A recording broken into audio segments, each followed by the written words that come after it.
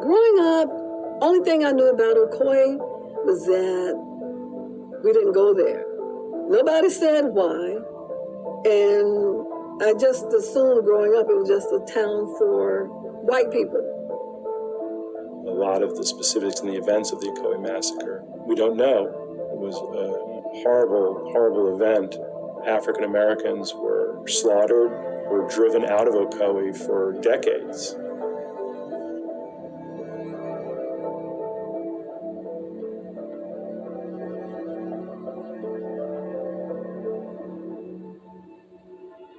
Ocoee was a rural community that would have been pretty familiar to people living in Central Florida at the time, the late 19th and early 20th century. And it was, a community lined with orange groves and agricultural productions, and it was near Orlando,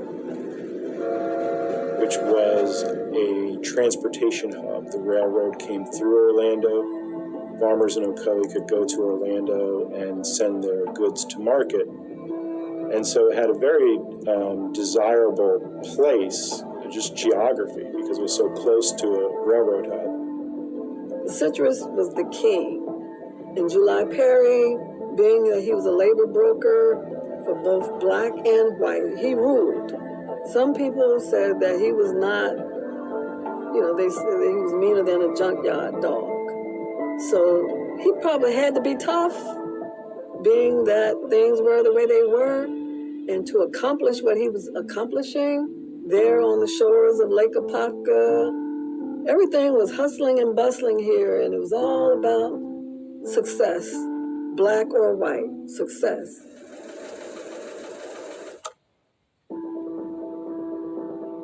They're living in an era of Jim Crow, of segregation, of enforced segregation. They're living in an era when these men in Ocoee, and by 1920, the women too, were full citizens of the United States, had the right to vote. But since the last decade of the 19th century, there have been active efforts to suppress the vote by violence and intimidation. It's suppressed by law.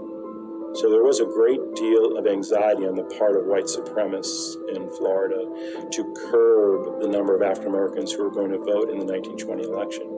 So much so that in Orlando, in Lake City, and Jacksonville, days before the November election in 1920, the Ku Klux Klan marched through the downtown in those places, specifically to intimidate African Americans from going out and casting a vote in that 1920 election. Judge John Chaney, who was run for the Senate seat, courted the black vote.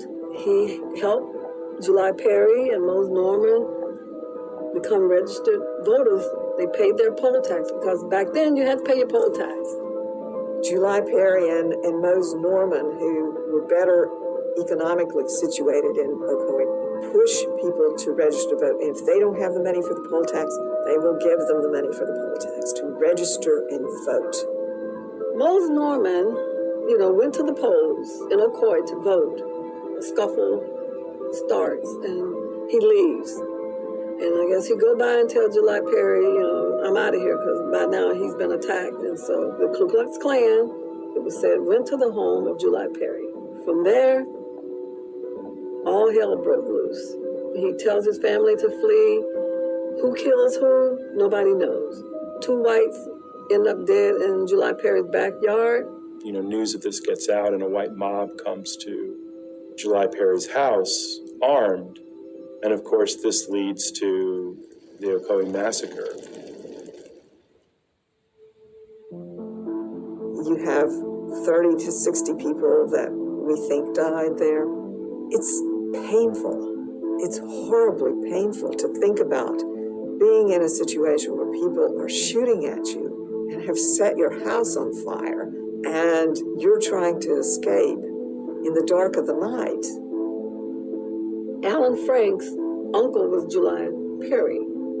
Alan Franks was a refugee or survivor of the Ocoee Massacre. He knew the perimeters of the Lake Apopka. And Alan, who had to carry his sibling who had a physical illness through the swamps. You know, I just can't even imagine the pain, the fear of trying to get to a safe place. And July Perry, taken from Ocoee.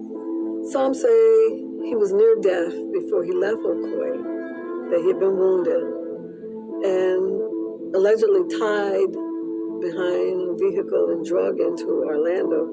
He was locked in the jail, wounded near death. The vigilante group came to the jail and took him away, and they hung him in the vicinity of where Judge Chaney would see his body. And as a reminder to Judge Chaney, this is what happens when you register people to vote. It was reported very broadly, in fact. The Florida newspapers were reporting it the next day, and then national newspapers took it up. In that wide reporting, it is reported from a white perspective, and a white perspective that sees the horror in the two white men who died. There are reports, that the town was burned, but the implication often is that that's the fault of blacks, that the town burns down. The African-American accounts of Ocoee lived with the people who experienced them initially. The ones who fled, they went to places like Apopka, went to places north or other parts of the South, and they shared those stories with their descendants who passed those stories on. And this is not unusual with racial terror in these ways. What African Americans did in 1920 and soon after was just seed the story that could be germinated later, which future historians were able to do. Ocoee suffered greatly after 1920. Who's going to work over there? Not black people from those who knew. So for a long time, the economy suffered, all because of people wanting to vote.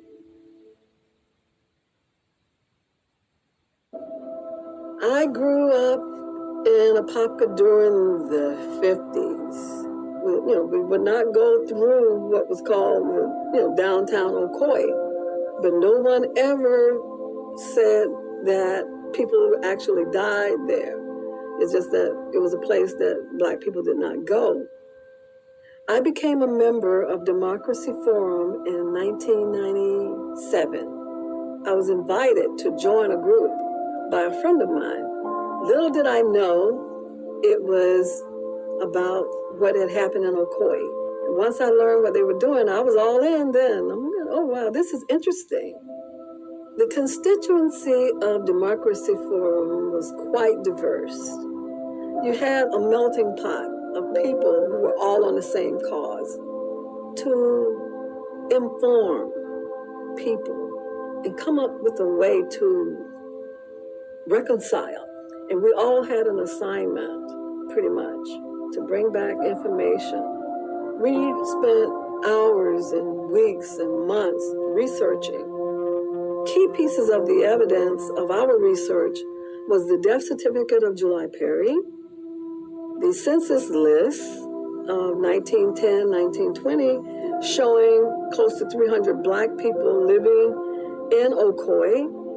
Then there was a letter from a woman by the name of Annie Hamilton. This letter had been smuggled out of the community, and it was describing what type of citrus she was shipping to this friend in Ohio. She drops down in the second paragraph, and she says, one of the most wickedest things has happened. Blacks are being forced to leave, Ocoee.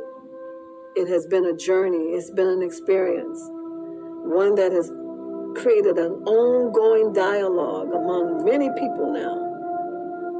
And once we located descendants and they could trust us and they didn't seem to have that fear anymore, they would start sharing the stories of their descendants about what happened, the land they owned and where it was located. And, it was like a freedom. We donated our research materials, which consist of thousands of documents. We donated that to the Orange County Regional History Center. And they're going to do an exposition in honor of the 100 years. And that is just so I'm so happy. A marker was placed in downtown Orlando near the Orange County Regional History Center, which honors those who died as a result of lynchings. Now there's a petition to name a highway in the honor of July Perry, which is so honorable to know that it's being embraced now and that someone is telling the story. And for, the memorial that is Ocoee itself, been a long time coming. There were years you couldn't say the Ocoee Massacre in Central Florida at all. And now we have markers, we have a tombstone for July Perry, we have a curriculum going into our classrooms that will teach this throughout Florida. For African Americans, this is a really important milestone to sort of get that out there because their history and the history of Florida was whitewashed for so many decades.